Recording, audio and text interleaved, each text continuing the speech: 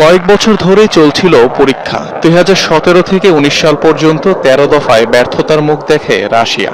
বিশেষজ্ঞরাও বলেছিলেন সম্ভব নয় এমন ক্ষেপণাস্ত্র তৈরি। অবশেষে এলো সফলতা। আনলিমিটেড রেঞ্জের মিসাইল তৈরি করেই ছাড়ল মস্কো। 9M730 বুরভেস্টনিক রাশিয়ার তৈরি নতুন এই অস্ত্র আদতে একটি ক্রুজ মিসাইল, যা শুধু পরমাণু অস্ত্র বহনেই সক্ষম নয়, বরং নিজেই পারমাণবিক শক্তি চালিত। ক্ষেপণাস্ত্রটির সবচেয়ে আতঙ্কের দিক হলো এর কোনো সুনির্দিষ্ট পাল্লা নেই। পৃথিবীর যে কোনো প্রান্তে যে কোনো স্থানে পৌঁছাতে সক্ষম, ভাঙতে পারবে যে কোনো প্রতিরক্ষা বলয়। পাখির মতো সমুদ্রপৃষ্ঠের খুব কাছাকাছি উঠতে সক্ষম বুরভেস্টনিক মিসাইল, যার অর্থ এটিকে রাডারে শনাক্ত করা বেশ কঠিন।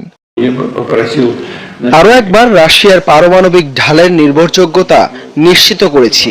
কৌশলগত বাহিনী জাতীয় নিরাপত্তা সম্পূর্ণরূপে নিশ্চিত করতে সক্ষম। এটি বিশ্বব্যাপী সমস্ত বিশেষজ্ঞ ও সামরিক কর্মীদের কাছে সুপরিচিত সত্য। রাশিয়ার পারমাণবিক প্রতিরোধ ক্ষমতা সর্বোচ্চ স্তরের, অতিরঞ্জিত নয়, সমস্ত পারমাণবিক রাষ্ট্রের চেয়ে বেশি। 21 অক্টোবর চালানো পরীক্ষায় মিসাইলটি একটানা পাড়ি দিয়েছে 14,000 কিলোমিটার। আকাশে থেকেছে 15 ঘন্টারও বেশি সময়। অনির্দিষ্ট ফ্লাইট পথ আর নির্দিষ্ট কোনো সীমানা থাকায় ক্ষেপণাস্ত্রটি হতে পারে রাশিয়ার জন্য গেম চেঞ্জার, আর চিন্তার কারণ হবে যুক্তরাষ্ট্রের জন্য। এমনটাই মত বিশ্লেষকদের।